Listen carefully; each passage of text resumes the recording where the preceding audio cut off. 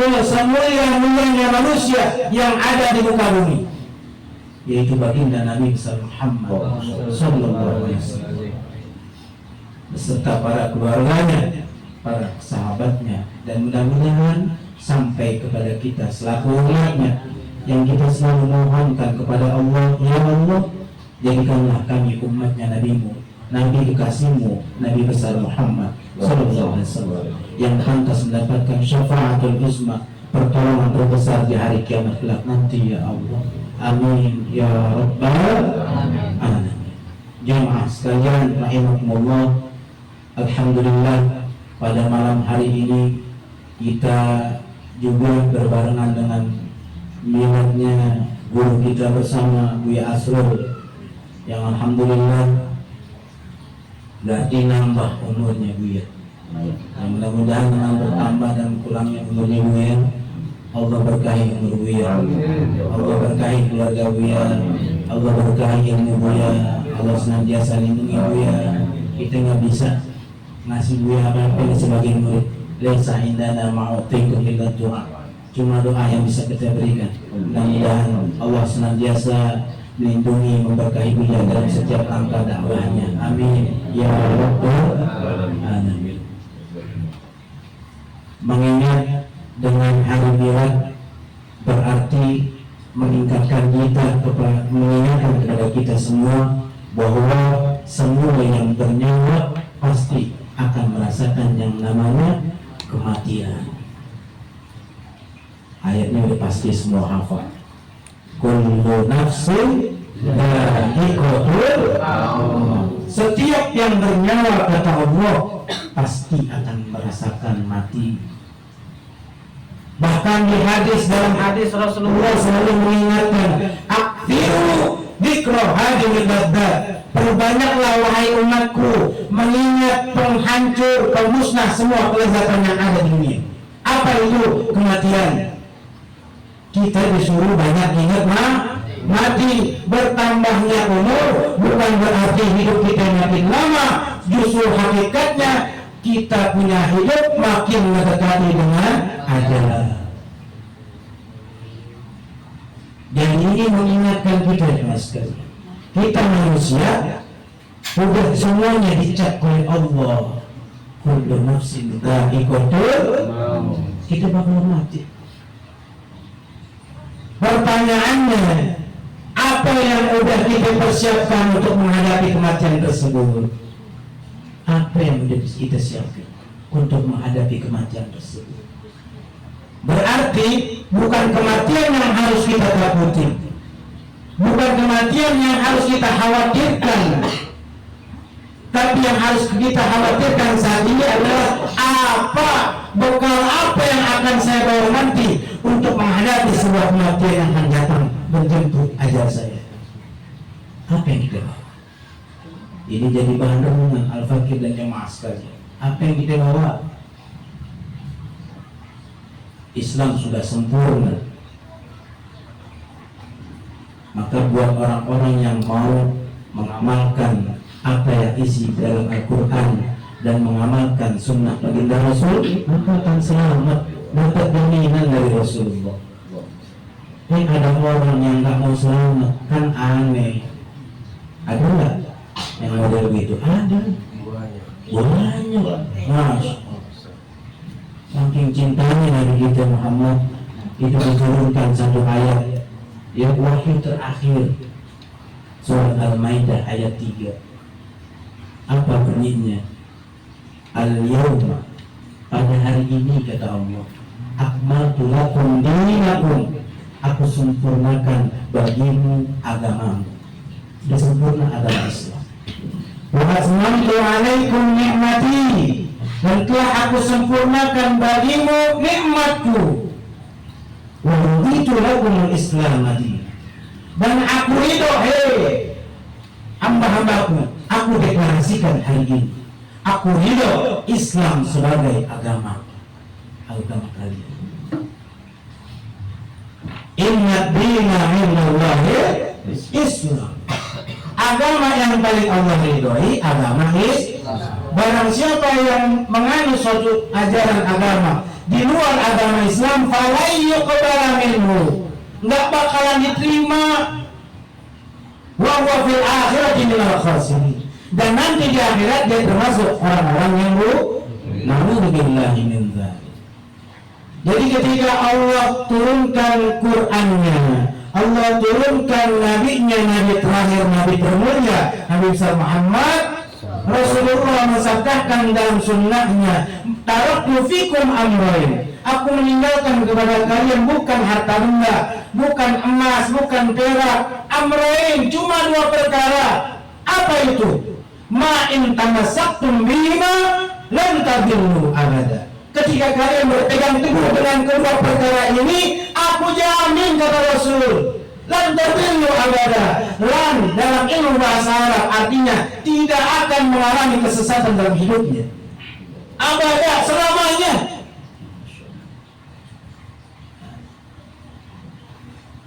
Makanya buat anak muda, jangan terlena sama dunia. Innamal hayatud dunya la'ibun wa lahwun.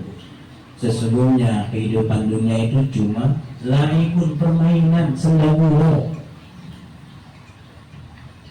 Khalaqtuka dunya, dalam hadis qudsi Allah berfirman, aku telah ciptakan untukmu dunia, wahai ibnu Adam, manusia, fala tal'ab, jangan main-main. Namanya permainan ada waktu habisnya, betul apa enggak? Betul. Futsal 15x2, betul ya Bang Adit ya? Oh, ada wasit nih di sini. Lapangan besar 2x45 menit. Enggak ada tuh sejarahnya orang main bola dari pagi sampai malam. Ada? Setiap permainan ada masa habisnya. Wa mal hayatud dunya illa mata'ul ghurur, dan tidaklah kehidupan dunia, kata Allah, illa mata'ul ghurur, perhiasan yang menipu. Jadi jangan sampai ketipu dan jangan banyak main-mainnya. Beruntung kita punya wilayah, ada majlis. Alhamdulillah, mungkin berkah ini wasilah majlis, Allah kesampingkan yang namanya mara bahaya, bala musibah. Cuma orang-orang yang punya hati, yang peka, dia akan merawat ini punya majlis. Cuma orang yang ngerti, yang punya ilmu, tahu ilmunya, bakalan merawat ini majlis. Ini akan jadi saksi jemaah sekalian, demi Allah, jadi saksi di hari kiamat. Kalau bukan kita orang Islam, siapa lagi yang akan menyiarkan Islam itu sendiri? Kalau para pemudanya keseringan dalam kesehariannya ngetek botol, narkoba, free sex, mau jadi apa ntar di negara? Mau dibawa kemana ini agama? Kalau pada malas ngaji, nggak mau nuntut ilmu, ditipu sama dunia, berebut bahkan sama dunia. Kalau Imam Syafi'i bilang dunia itu seperti bangkai, lihat para anjing-anjing yang berebut bangkai, banyak. Dia tidak menghiraukan lagi halal haramnya. Pokoknya yang penting gue dapat dunia gue, selesai. Urusan halal haram, urusan belakang, nggak ngerti. Semua yang dia punya, semua yang kita miliki, semua yang dia dapetin dari hitung-hitungan dunia akan diperhitungkan nanti oleh Allah Subhanahu wa ta'ala. Maka ada satu perkataan yang singkat tapi padat kalau direnungkan untuk diri kita. Perkataannya siapa? Sayyidina Umar bin Khattab radhiyallahu anhu. Hasibu anfusakum, wahai umatku, hasibu anfusakum. Hitung-hitung tuh, koreksi diri kalian. Qabla an tuhasabu, sebelum Allah yang mengoreksi dan menghitung-hitung. Mumpung masih hidup, Allah kasih kita kesempatan hidup, Allah kasih kita umur panjang, Allah kasih kita waktu luang, manfaatin sebaik-baiknya. Jangan kita buang-buang sia-siain. Kalaupun nongkrong besarin nama Allahnya, jadi nongkrongnya nggak sia-sia. Nongkrong sama teman-teman, besarin, agungkan, angkat tinggi-tinggi itu nama Nabi Muhammad SAW, dapat pahala, turun rahmat. Jangan asal sekedar nongkrong, itu gunanya ngaji. Jangan jauh dari majelis, apalagi jauh dari ulama. Musuh-musuh Islam itu sekarang udah pinter. Ada yang ekstrim caranya untuk menjauhkan umat dari ulama, ada yang halus. Yang ekstrim gimana? Dijelek-jelekin ulama, dikriminalisasi ulama, dicaci maki, difitnah itu ulama. Ini yang ekstrim. Yang halus gimana? Oh, yang halus ulama itu kan suci. Jadi nggak usah ikut-ikutan politik. Politik dalamnya orang-orang kotor. Halus nih. Kelihatannya menghormati ulama enggak? Menghormati ulama, tapi hakikatnya ini pengen ngejauhin umat dari ulama. Kalau ulama yang bagus, yang baik, yang lurus nggak berpolitik, maka para bajingan yang akan berpolitik. Mereka akan yang megang kuasaan, mereka akan yang seenak-enak dibuat undang-undang, yang ujung-ujungnya ulama yang ditekan. Betul apa enggak? Betul. Jadi ulama harus berpolitik. Islam itu sempurna udah sempurna. Jadi jangan mau dikibuli. Nah, anak muda harus dari sekarang ngaji biar tahu ilmunya. Jangan jauh dari ulama. Orang kalau jauh dari ulama, serem. Jemaah sekalian, serem. Ini yang ditakuti dari sabdanya Rasul. Ketika manusia jauh dari ulama, Allah angkat keberkahan dari usaha mereka. Na'udzubillah min dzalik. Dia punya usaha kagak ada berkahnya. Duitnya sih banyak tapi nggak ada berkahnya. Habisnya buat penyakitnya dia sendiri. Na'udzubillah min dzalik. Orang jauh dari ulama, Allah kirim tuh pemimpin-pemimpin yang zalim. Di sana buat undang-undang yang bertentangan dengan syariat Islam. Banyak apa enggak? Banyak. Itu gunanya kita dekat sama ulama. Jadi kalau kita punya guru, jangan disia-siain, jangan dihinakan. Kalau nggak cocok, tinggalkan, jangan dihina. Kalau nggak cocok dengan ajarannya, tinggal, jangan dihina. Itu antum belajar sama guru nggak cocok, wah dihina di belakang. Jangankan antum, Imam Syafi'i, dia rahimahullah, diomongin sama murid-murid. Tapi karena orang berilmu yang diomongin jawabannya juga berilmu. Ketika ngaji, mundur sama guru. Tapi ketika selesai pengajian tali, diomongin habis-habisan Imam Syafi'i sama murid. Yang nggak senang. Gimana wahai guru? Ini murid ketika ditaklim nunduk, hormat, takzim, tapi ketika di luar ngomongin guru. Apa jawab Imam Syafi'i? Berarti saya masih ada wibawa di depan dia. Jawabannya nggak nyakitin yang menghina, nggak nyudutin yang menghina. Itu orang berilmu. Itu pentingnya kita ngaji, ya. Pentingnya kita ngaji. Kalau orang tua sekarang, apalagi di rumah jujur aja, ya di tempat kita nih, yang katanya udah maju, rumahnya udah pada tingkat segala macam, orang bikin pengajian, ngaji taklim tiap hari, dibilang apa? Ngaji mulu, yang digaji bapak dikira kita pengen jadi mujahid dari masalah air mulu. Ya, ngaji. Ini gimana kita pengen sholat kalau kita nggak tahu cara wudhu? Sedangkan sahnya sholat kalau punya wudhu. Ngaji, ya. Jangan jauh dari ulama. Balik. Jangan jauh dari ulama. Jangan jauh ini majelis. Rugi. Orang yang duduk melihat ulama aja itu lebih baik daripada ente ngerjain 1000 rakaat sholat sunnah. Ente sanggup sholat sunnah 1000 rakaat? Tidak. Ente ngelihat mandang ulama doang. Nggak ada yang bikin nggak enak hadir ke majelis. Kalau nafsunya, hanya bersyukur kita dipilih sama Allah bisa hadir ke majelis. Nah ini salah satu bekal kita nanti menghadap Allah. Ya Allah, saya waktu di dunia pernah hadir majelis zikir dan syifa ya Allah. Kata Haikal. Terus kata Haikal, nih, Ani juga pernah diajak sama si Saul. Berantet, nolong, ketolong semua. Hanya punya guru juga mati. Guru tuh kata Rasul dalam hadisnya, ini sahih hadis, bisa nolong murid-muridnya yang dikehendaki 70 dari anggota keluarga dan yang orang-orang yang dia cintai. Jadi nggak sembarangan ngaji yang benar. Kita perlu majelis, perlu jamaah sekalian. Jangan jauhi majelis. Ajari kita akhlak yang benar. Ya, abang-abangnya nih, ajarin akhlak yang benar. Jangan setiap nongkrong kebun binatang keluar, jangan. Kasihan pawangnya. Ya, dikit-dikit jingang. Dikit-dikit ibab.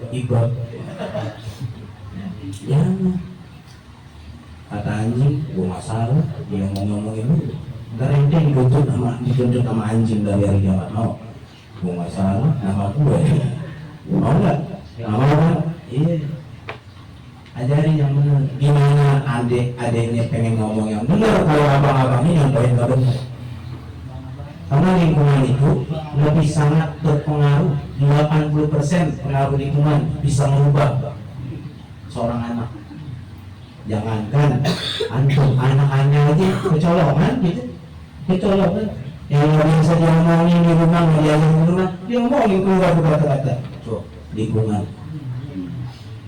Makanya kalau ente ngajinya benar, itu diajarin sama istri gimana cara memilih teman yang baik, gimana mencari guru yang baik, itu diajarin. Kalau ngaji, kalau dekat sama ulama, selamat.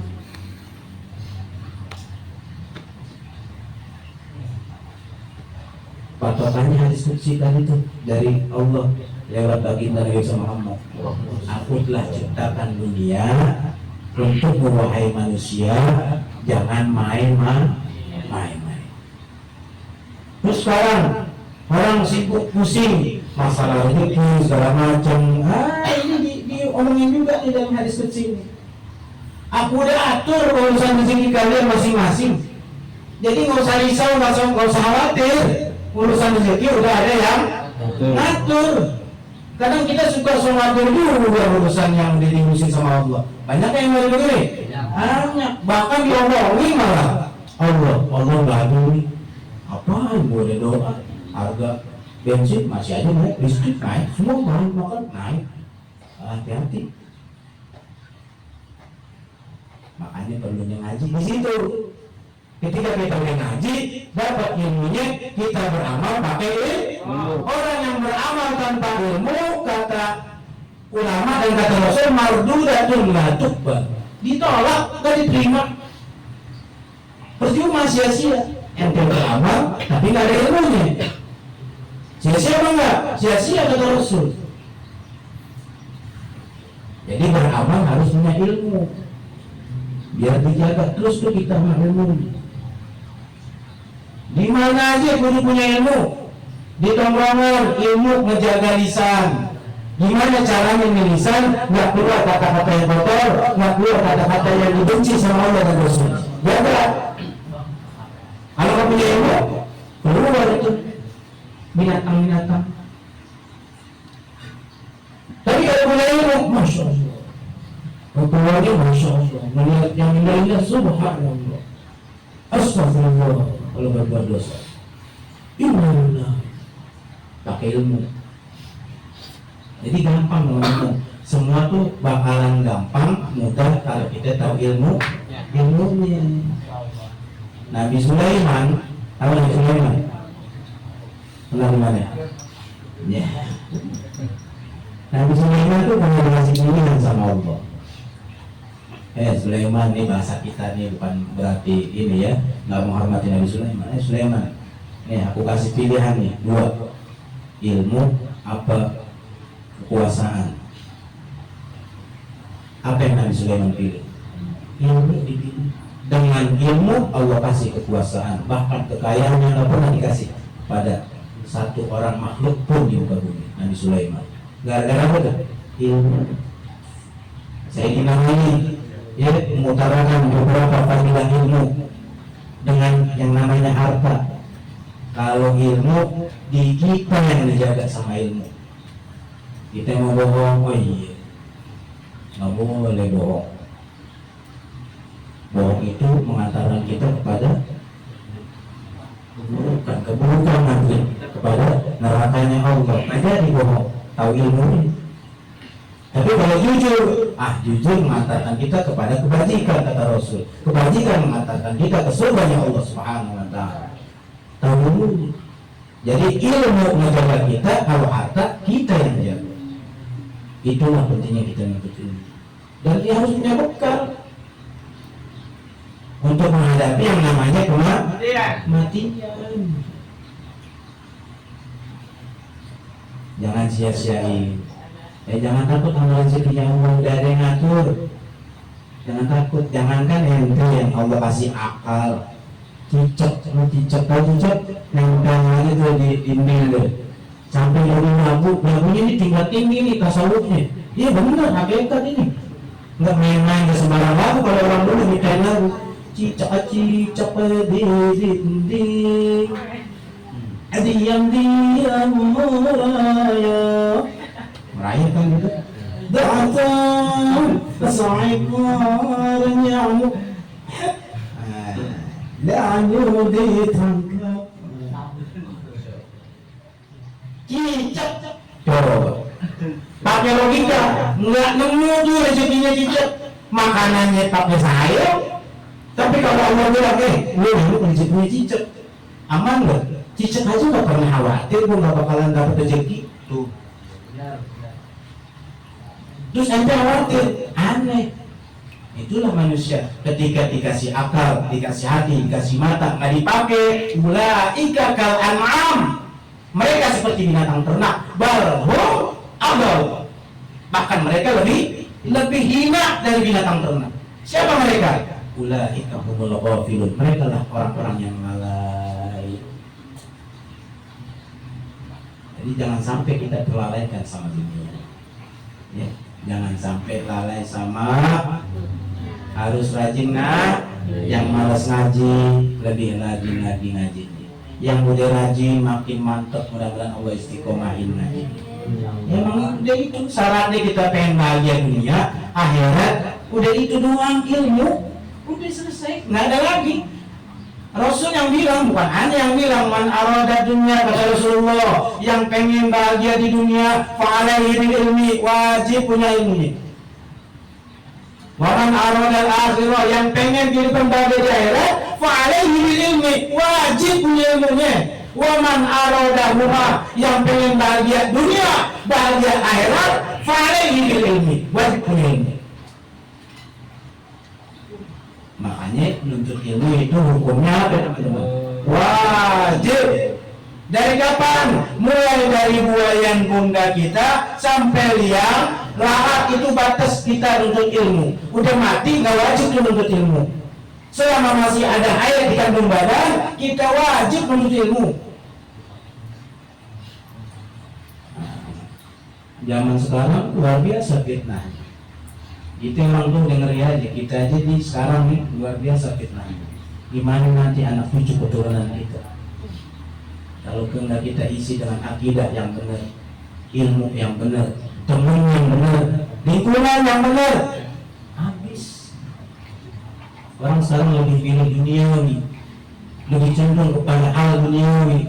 Ini udah terbukti, kata-kata sabdanya Rasulullah udah terbukti. Yang paling aku cinta umatku barat silau sama dunia, silau sama dunia. Makanya Nabi ketika Isra Mi'raj ada sosok nenek-nenek, orang cantik, nenek-nenek cuma itu diibaratkan apa? Simbol dunia. Dunia tuh begitu. Kalau nggak kita yang meninggalkan dunia, kita yang akan ditinggalkan dunia. Cuma itu doang. Terus nanti ngejar-ngejar dunia gitu sampai mati-matian, pergi buta, pulang belum. Ada urusan rezeki. Udah ya, aku sama Allah. Terus pusing gitu. Ya Allah. Jangan ya, itu pentingnya ngaji. Jadi kalau orang yang ngaji itu nggak ada lagi tuh rasa khawatir. Kita makan gue gimana? Kita anak gue gimana? Kita kedepannya gue gimana? Kalau tahu ilmunya bukan itu yang ditanya. Ya, makanya banyak kisah di dalam Al-Quran. Ya, ketika Nabi Yakub mau dijemput ajalnya, apa? Ya bunayya, wahai anak-anakku, ketika aku nggak ada, mada ta'buduna min ba'di. Apa yang akan kalian sembah kalau aku udah nggak ada? Bapaknya soleh, anaknya soleh. Karena bapaknya soleh, anaknya soleh, jawabannya juga soleh. Na'budu ilahaka wa ilaha abaika Ibrahim wa Ismail. Kita akan tetap nyembah Tuhanmu dan Tuhan bapak-bapakmu, wahai ayah. Siapa? Nabi Ibrahim, Nabi Ismail alaihi wassalam. Tetap tauhidnya yang dipegang, yang dijaga. Jadi nggak pusing mikirin dunia kalau orang tua yang soleh. Kan ada yang begitu. Ntar anakmu gimana ini kalau nanti, ntar kalau yang biasa lu boleh menjual bang, kenapa bang? Bukan anak gue, ya bukan anak lu. Dari dunia. Jadi sebelum kita masuk ke liang lahat nih alam barzakh, kita bagusin dulu kita pengen punya kematian seperti apa. Banyak kan orang lupa ya? Mereka bikin rumahnya bagus banget menurut pandangan mata manusia, tapi dia gak pernah mikirin gimana gue bikin bagus nanti alam barzakh gue di alam kubur nanti. Gak pernah tuh mikirin.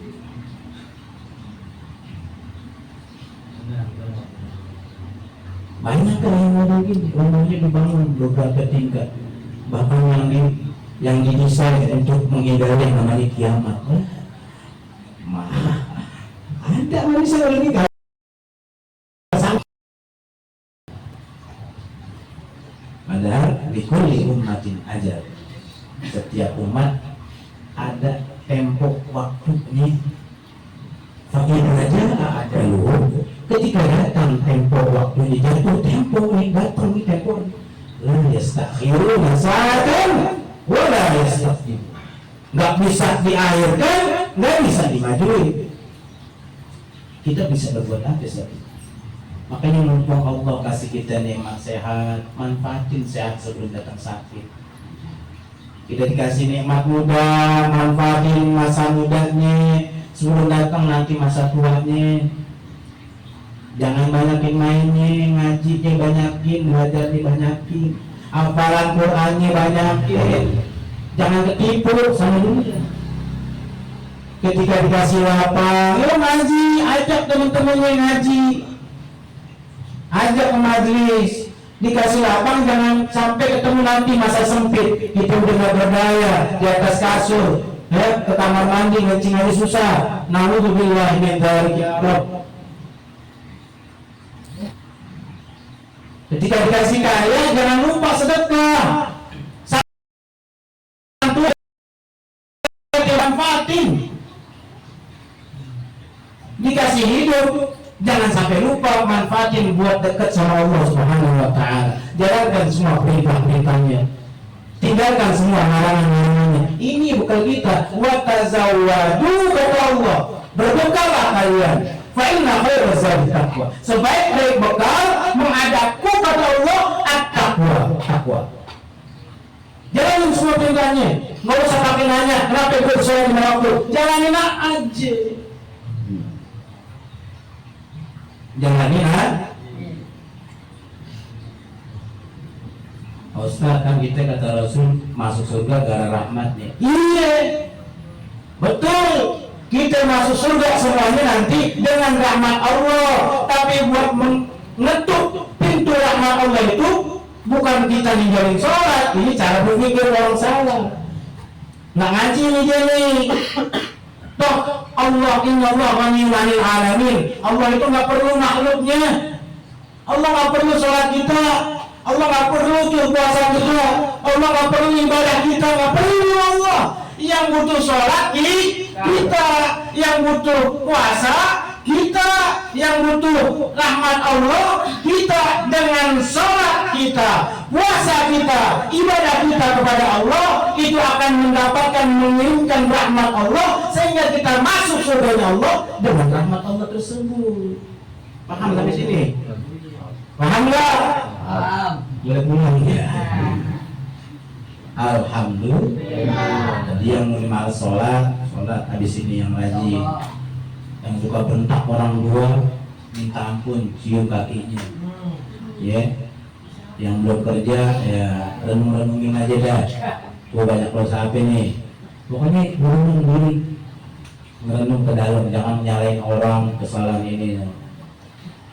Kita mohonkan kepada Allah Subhanahu wa taala, mudah-mudahan Allah senantiasa menguatkan iman Islam kita, membimbing kita, memberikan kita hidayah serta taufiknya untuk selalu tetap dalam menuju ridhonya Allah Subhanahu wa taala, tidak salah jalan. Walaupun salah jalan, Allah berikan lagi kita ke dalam hidayah Islam.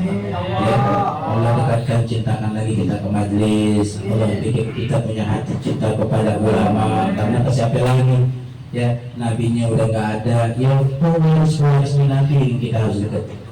Jangan jauh dari ulama, biar hidup kita jadi berkah, biar hidup kita jadi terarah, biar hidup kita jadi berkah, terarah dan damai sejahtera. Mudah-mudahan ini lingkungan kita RW 12 dan sekitarnya Allah jadikan qaryatun thayyibah, kampung yang baik, wa rabbun ghafur, dan penuh dengan ampunan Allah Subhanahu wa taala. Ya, Allah jadikan semua keluarga kita sakinah, mawaddah, warahmah. Karena enggak ada tempat berlindung kecuali Allah. Jadi nggak usah pusing Allah.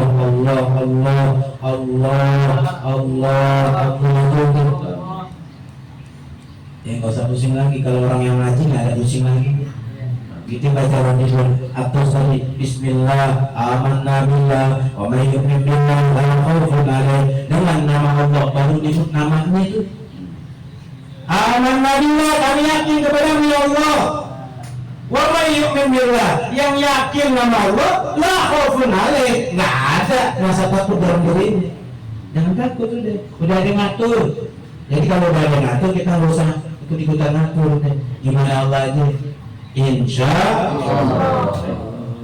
Mudah-mudahan Allah jadikan jam'ana hadza jam'an marhuman wa tafarruqana min ba'di tafarruqan ma'suma wa la taj'al fina wa la ma'ana syaqiyyan wa la maqrudan wa la mahruma bi rahmatika ya arhamar rahimin. Ni'mal mawla wa ni'mal nasir, la haula wa la quwwata illa billahil aliyyil azim. Saja yang bisa Al-Fakir sampaikan, kurang lebihnya merupakan pintu maaf yang seluas-luasnya.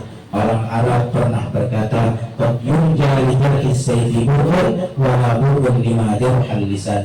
Kalau lidah melukai tubuh masih ada harapan sembuh. Tapi kalau lidah melukai hati, kalau pedang melukai tubuh masih ada harapan sembuh.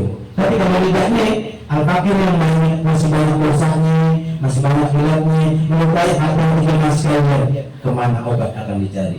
Jadi dari lubuk hati yang paling dalam, tolong dibukakan pintu maaf yang seluas-luasnya. Mudah-mudahan kita semuanya mendapatkan hidayah, inayah, taufik dari Allah Subhanahu wa taala, selalu dibimbing oleh Allah Subhanahu wa taala. Wallahu muwaffiq ila aqwamit thariq, adana Allah wa iyyakum ajma'in. Walafu minkum. Assalamu alaikum warahmatullahi wabarakatuh.